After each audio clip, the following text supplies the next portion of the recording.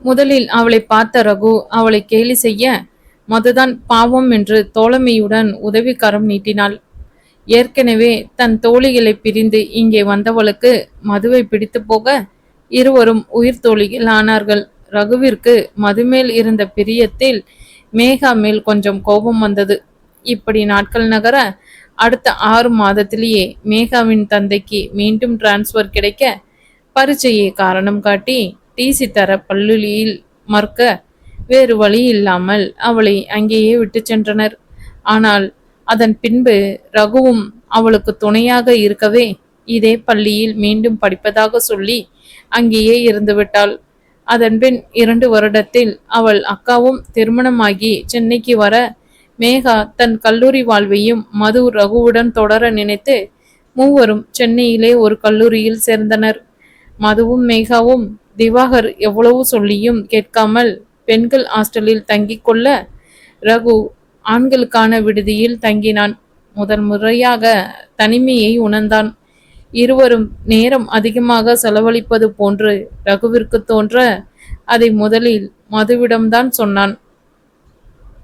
மது, சொல்லுடா, மேகா எங்கே? அவ லைப்ரரி வரைக்கும் போயிருக்கா.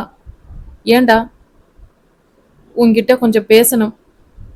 ஹேய், என்ன இது ஃபார்முலா? சொல்லுடா. இப்போ எல்லாம் நீ என்னை கண்டுக்கிறதே இல்லாமோ? இதெல்லாம் அந்த மேகா வந்ததுக்கு அப்புறம்தான். அவ கூட தான் நீ நிறைய டைம் ஸ்பெண்ட் பண்ற. போடி. ரகு சீரியஸாக பேசிக்கொண்டிருக்க மது அடக்க முடியாமல் சிரித்து கொண்டு இருந்தாள். என்னடி சிரிக்கிற?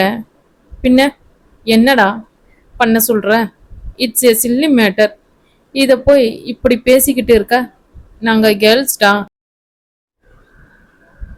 எங்களுக்குன்னு சில மேட்டர்ஸ் இருக்கும். அதெல்லாம் உன்கிட்ட சொல்ல முடியுமா? அதுவும் இல்லாமல் மேகா என்னவோ எனக்கு மட்டும்தான் ஃப்ரெண்டு, உனக்கு இல்லைங்கிற மாதிரி பேசுகிற லூசு. ரகுவின் கண்களில் எரிச்சலும் வருத்தமும் கண்டவள் அவன் அருகில் சென்று அவன் மூக்கை பிடித்து ஆட்டி,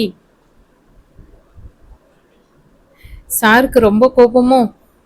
ஹே, இங்க பாரு, எப்பவும் யார் வந்தாலும் நீ தான் எனக்கு ஃபர்ஸ்ட் அண்டு ரொம்ப முக்கியம். உன் பிளேஸை எப்பவும் யாரும் பிடிக்க முடியாதுடா லூசு. மேகா நம்ம ஃப்ரெண்டு, இனி அவளை அப்படி நினைக்காதடா. சரிடி என்று உற்சாகமாக சென்றான். ஆனால் ஒரு வாரம்தான் அவையெல்லாம்.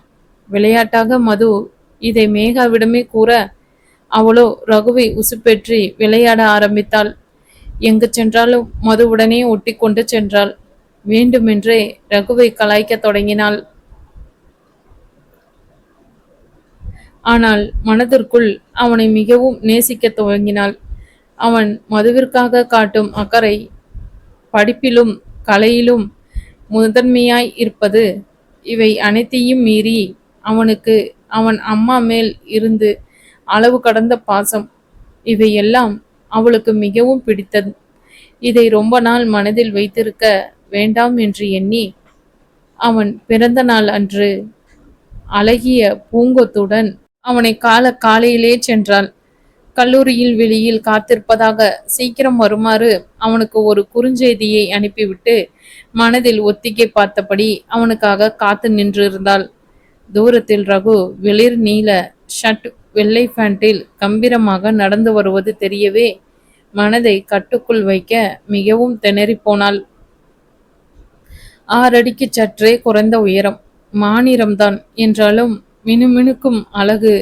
அவன் நிறம், கூர்மையான இதயத்தை கூறு போடும் கண்கள், அவன் முகத்திற்கு ஏற்றாற் போல நாசி, அளவெடுத்து வைத்தது போல இதழ்கள், அதில் எந்நேரமும் ஒட்டியிருக்கும் புன்னகை, அடர்ந்த முடி, கம்பீரமான மீசை, நேரான நடை.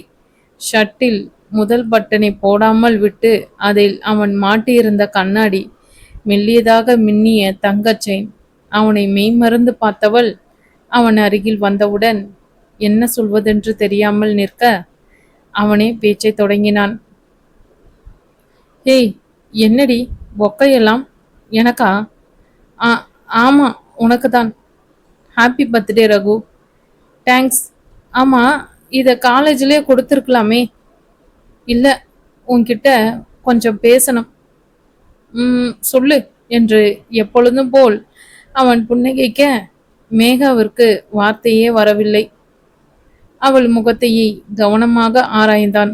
அந்த அவளின் மௌனம் ஏதோ சொல்வதை உணர்ந்தவன் பார்வை அவளை ஏதோ செய்ய முகத்தை வேறு பக்கம் பார்ப்பது போல் திருப்பிக் கொண்டு பேசத் தொடங்கினாள். இத ரொம்ப நாளாவே என் மனசுக்குள்ள வச்சிருக்கேன் ரகு. இன்னைக்கு சொல்றது நல்லதுன்னு தோணுச்சு. அதான். அது ஐ லவ் யூ ரகு. உன்னை எனக்கு ரொம்ப பிடிக்கும். ஒரு நிமிடம் அவளை உற்று பார்த்தவன் சிரிக்க ஆரம்பித்து விட்டான். புரியாமல் மேகா பார்க்க, இதுக்கு தான் ஓகேவா? ஐயோ, காசை வேஸ்ட் பண்ணிட்டியேடி. ரகு முகம் இருக, அன்னைக்கு நீ சொல்லும்போது கூட என்னை விருப்பத்தை தான் அப்படி சொல்றேன்னு நினைச்சேன். ஆனா இப்போ நீ யாருன்னு தெரிஞ்சிருச்சுடி. என்ன சொல்ற ரகு? எனக்கு ஒன்றும் புரியலையே. எதை பத்தி பேசுற? அதான் சொன்னியே, உனக்கோ இல்ல மதுவுக்கோ லவ் இல்ல கல்யாணம்னு வந்தா பிரியதானே போறீங்க. இதுக்கு எதுக்குடா இவ்வளவு சீன் போடுற? கூடிய சீக்கிரம் பிரியதான் போறீங்க. அதை நானும் பாப்பேன்னு. ரகு, அது விளையாட்டுக்கு. சீ, நிறுத்து. எங்களை பிரிக்கிறதுல அப்படி என்னடி சந்தோஷம் உனக்கு? நீ வந்ததுல இருந்துதான் என் மது என்னை விட்டு தள்ளி போயிட்டான். முதல்ல இருந்தே எனக்கு உன்னை பிடிக்காது. மதுதான் நீ எனக்கும் ஃப்ரெண்டு, உன்னையும் நான் நல்லபடியா பார்த்துக்கணும்னு கேட்டுக்கிட்டா. அதனால சும்மா இருந்தா ரொம்ப ஓவரா போற. லவ் மண்ணாங்கட்டின்னு. இந்தா உன் பொக்க, தூக்கிட்டு போய் வேற எவனுக்காவது தேடு என்று அவள் கைகளில் பொக்கேவை திணித்துவிட்டு நடக்க எத்தனித்தவன் நின்று மீண்டும் பேசினான். நீ மட்டும் இல்லடி, யார் வந்தாலும் என் அம்முவை என்கிட்ட இருந்து பிரிக்க முடியாது. பை. ஒரு நிமிஷம் நில்லு. என்ன? இது வரைக்கும் விளையாட்டுக்கு தான் உன்கிட்ட இப்படி சொல்லிக்கிட்டு வெறுப்பேத்திக்கிட்டு இருந்தேன். ஆனா உண்மையாவே என் மனசுல உன் மேல ஒரு காதல் இருந்துச்சு. ஆனா எப்போ வேற எவனையாவது குரல் உடைவதை உணர்ந்தவன் ஒரு நிமிடம் தொண்டையை சரி செய்து கொண்டு, வேற ஒருத்தனை தேட சொன்னியோ அப்பவே அது அழிஞ்சு போச்சு. இனி உனக்கும் எனக்கும் எதுவுமே இல்லை. நான் எப்பவும் உன் எனிமிதான். மது உன்னை விட்டுட்டு என்கிட்ட வருவான், என் கூடவே இருப்பான். உன்னை விட நல்ல ஃப்ரெண்டா அவளுக்கு நான் இருப்பேன். அப்போ பார்த்துக்கிறேன்டா உன் மூஞ்சி எங்க கொண்டு போய் வைப்பேன்னு. நீ என்ன சொல்றது? நான் சொல்றேன் குட் பை. நடந்த எல்லாவற்றையும் அசை போட்டு கொண்டு இருந்தவன் வாசலில் காலிங் பெல் ஒலி கேட்கவும் சென்று கதவை திறந்தான். மேகா எங்கேயோ பார்த்தபடி திரும்பி நின்று கொண்டு இருந்தாள். அவளை ஒரு நிமிடம் மெதுவாக பார்வையால் அளந்தான். அன்று அவள் கண்களில் தெரிந்த வலி, ஏமாற்றம், ஆத்திரம் எல்லாம் இன்று பார்த்ததைப் போல இருக்கிறது. அதற்குள் வருடங்கள் ஓடிவிட்டன. அந்த நாளுக்கு பிறகு ரகுவோ மேகாவோ மதுவிடம் எதையும் சொல்லவில்லை. மேகா அவர்களை பிரிக்க நினைத்ததைப் போல எதுவுமே செய்யவில்லை. அவனாக தான் லண்டன் சென்றது. அப்பொழுது மட்டும் ஏர்போர்ட்டில் ஒரு ஏளனமான பார்வை வந்தது அவளிடம் இருந்து. அதுவும் ஒரு சில வினாடிகள். உடனே முகத்தை திருப்பிக் கொண்டாள். அதன் பிறகு மதுவை தேற்றி இந்த அளவுக்கு கூடவே இருந்து அவள் அக்காவை கூட விட்டு கோவைக்கே வந்து அவளுக்கு வேலையும் வாங்கி கொடுத்து அவள் கூடவே நாட்டிய பள்ளிக்கும் சென்று எந்நேரமும் அவள் உடனே செலவிட்டு இருக்கிறாள். அவள் சொன்னது போலவே அவளை கூடவே இருந்து அவனை விட நன்றாகவே பார்த்து கொண்டாள். அவன் இல்லாத இந்த 2 வருடங்கள் மது மேகா பற்றி கூறிய அனைத்தும் அவனை ஈர்க்க கோபம் கொஞ்சம் கொஞ்சமாக கரைந்து போனது. ஏனோ அடிக்கடி அவள் காதலை சொல்கையில் வெக்கத்தில் மின்னிய அவள் முகமும் வழியில் கண்களில் நீருடன் அவனை வெறுப்புடன் பார்த்த அந்த முகமும் மாறி மாறி நினைவில் வரும். இதுவரை அவளுடன் பேச வேண்டும் என எவ்வளவோ நாட்கள் நினைத்திருக்கிறான். மூளை ஒரு வேலை செய்து கொண்டிருக்க கண்கள் அதன் வேலையை தொடர்ந்தது. பக்கவாட்டில் தெரிந்த அவள் முகம் ஏதோ யோசனையில் இருக்க நில ஒளியில் மின்னிய கண்ணின் ஓரம் அவனை ஈர்க்கத்தான் செய்தது. மேகாவோ கதவு திறந்ததை கூட கவனியாமல் யோசனையில் உழன்று கொண்டு இருந்தாள்.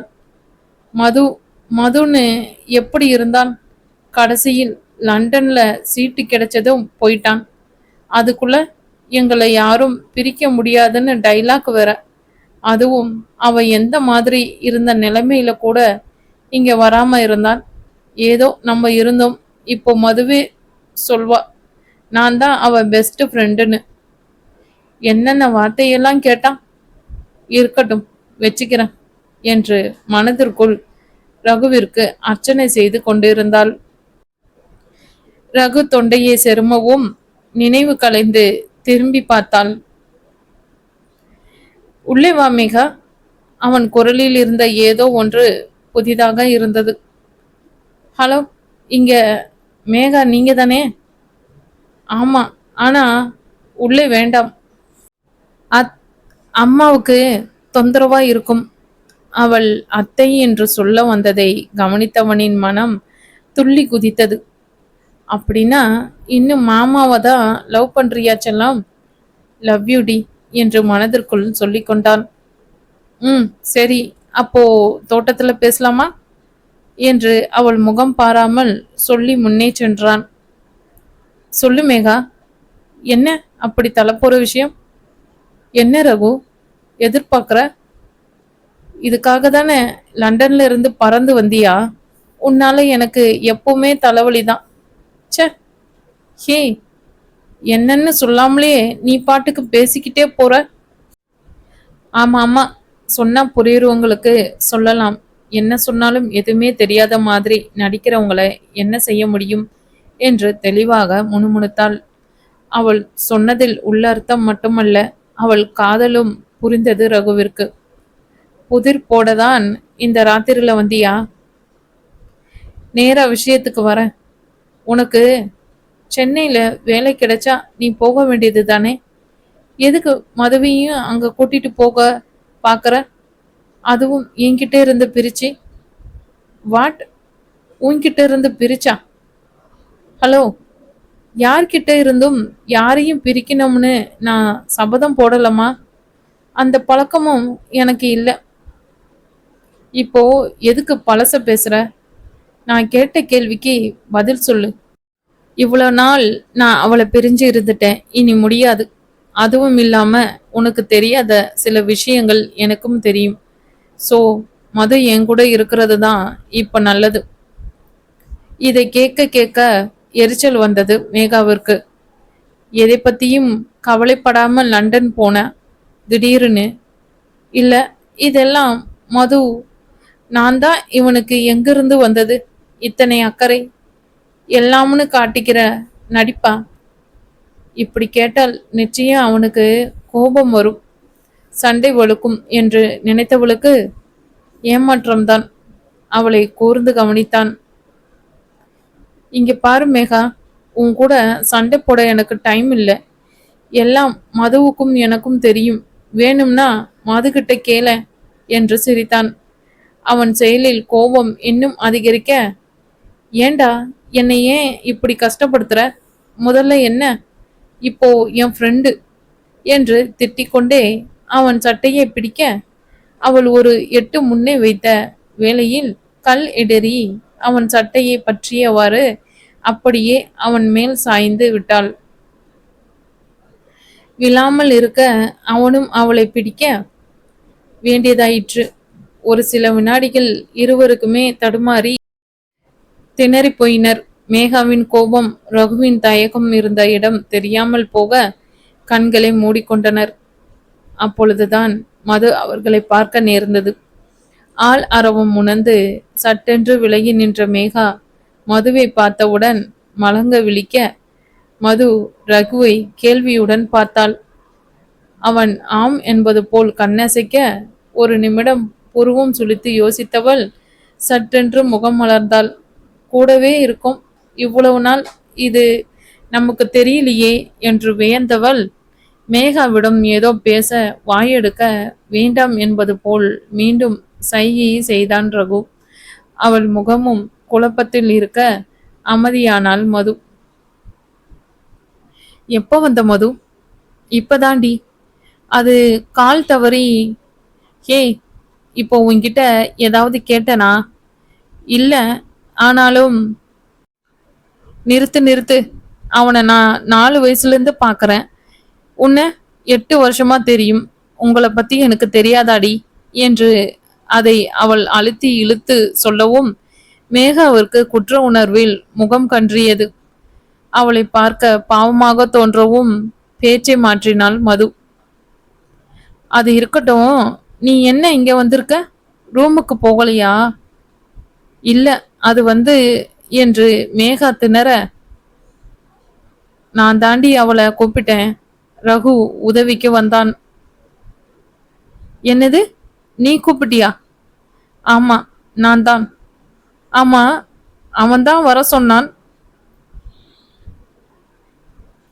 அடி பாவி, காப்பாத்தலாம்னு பொய் சொன்னா இவளும் நமக்கு மேல இருக்காளே என்று மனதிற்குள் நினைத்தவன் சற்றென்று ஏதோ நினைவு வர, மது, அம்மாவுக்கு ஒரு டேப்லெட் மார்னிங் கொடுக்கணும், தீர்ந்து போயிடுச்சுன்னு அதை வாங்கணும்னு நினைச்சேன். நீ போய் கொஞ்சம் வாங்கிட்டு வாடி ப்ளீஸ் என்று கெஞ்ச, எருமை, இதையெல்லாம் முன்னாடியே வாங்கி வைக்க மாட்டியா? சாரிடி, டைம் இல்லை எனக்கு. இங்கேயே வெயிட் பண்ணு, நான் போய் சீட்டு எடுத்துட்டு வரேன். ஓகே. சிறிது நேரத்தில் கையில் ஒரு சீட்டுடன் வந்தவன், ஐயோ, இவளை மறந்துட்டோமே, இவளை எப்படி ஓரம் கட்டுறது என்று நினைக்கும் போதே, மது, தனியா போகாத, நானும் உன் கூட வரேன் என்று மேகா சொல்ல, அப்பாடா என்று பெருமூச்சு விட்டு கொண்டான். இருவரும் கிளம்பியதும் வீட்டிற்கு சென்று தாளிட்டவன் தன் போனை எடுத்து அவசரமாக யாருடனோ பேச தொடங்கினான். மருந்து வாங்க சென்ற மது, மேகா இருவரும் வந்து கதவை தட்ட கதவு திறக்கப்படாமல் இருக்கவே ரகுவின் செல்போனிற்கு கால் செய்தாள் மது. அதுவும் சுவிட்ச் ஆஃப் என சொல்லி கடுப்பாகி போனாள். நம்மள மறந்து தூங்கிட்டானா அந்த பிசாசு? போனை வேற ஆஃப் பண்ணிட்டான். அறிவு இருக்கா? ச்சே, என்ன பையனோ என்று நொந்து கொண்டு கதவை அவள் எட்டி உதைக்க அது லேசாக திறந்து கொண்டது. அட, இந்த எருமை திறந்து வச்சுட்டே தூங்குதா என மது வியக்க, என்ன மது, ஒரே இருட்டா இருக்கு, ஒரு லைட்டு கூடவா போட மாட்டான் என மேகா எரிச்சலுடன் கூறினாள். அதான் பாரு. இருக்கட்டும், அவனை இப்போ என்ன பண்றேன்னு பாரு மேகா என்று அவள் ஒரு அடி நகர அந்நேரம் சரியாக மணி 12 என கடிகாரத்தில் மணி அடிக்க துவங்கியது. அதில் ஒரு வினாடி பயத்தில் துள்ளி குதித்தவள் தன்னை சுதாரிக்கும் முன் தன் மேல் பூ போல எதுவோ விழ ஒன்றும் புரியாமல் மேலே பார்த்தாள். ஒவ்வொரு விளக்காக எரிய ஆரம்பிக்க அழகான பூ வேலைப்பாடுகள், பலூன்கள் என வீடே ஜொலிக்க பிரமித்து போய் நின்றது. மது மட்டுமல்ல, மே கூடதான். ஹாலில் ஆர்கிட் மலர்களை கொண்டு ஹாப்பி பர்த்டே அம்மு என அலங்கரிக்கப்பட்டிருப்பதை பார்த்தவளுக்கு தன் நண்பனின் செயலை எண்ணி மெய் சிலிர்த்தாள். இதைதான் ரகு அவர்கள் இருவரையும் அங்கிருந்து அனுப்பிவிட்டு செய்தான். எல்லா விளக்கையும் போட்ட பின்புதான் கவனித்தாள்.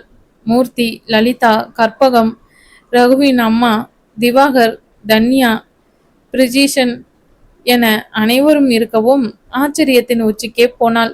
மேகாவும் சொல்ல முடியாத சந்தோஷத்தில் இருந்தாள். என்னதான் நான் மதுவுக்கு பெஸ்ட், அது இதுன்னு உளறினாலும், உன்னை வம்புக்கு இழுத்தாலும், நீ தாண்டா அவளுக்கு எப்பவுமே பெஸ்ட். நான் கூட சின்ன கிஃப்டோடு முடிச்சிட்டேன். ஆனா நீ, யூ ஆர் ரியலி சூப்பர்டா என்று மானசீகமாக ரகுவிடம் பேசிக்கொண்டாள். ஹாப்பி பர்த்டே மது என்று அனைவரும் கூற மூர்த்தி, லலிதா, கற்பகம் காலில் விழுந்து ஆசிகளை பெற்றுக்கொண்டாள். ஏய், நான் ஒரு பெரிய மனுஷன், உன் அண்ணனும் இங்க இருக்கேன்டி, என் காலிலையும் விழு என திவாகர் அவளை வம்பு செய்ய, வெவ்வ போடா, நீ தான் என் காலிலையும் எங்க அம்மா காலிலையும் விழணும், இப்படி ஒரு தேவதை உன் தங்கச்சியா கிடைச்சதுக்கு என அழகு காட்டி விட்டு கற்பகத்தின் தோளில் சாய்ந்து கொண்டாள்.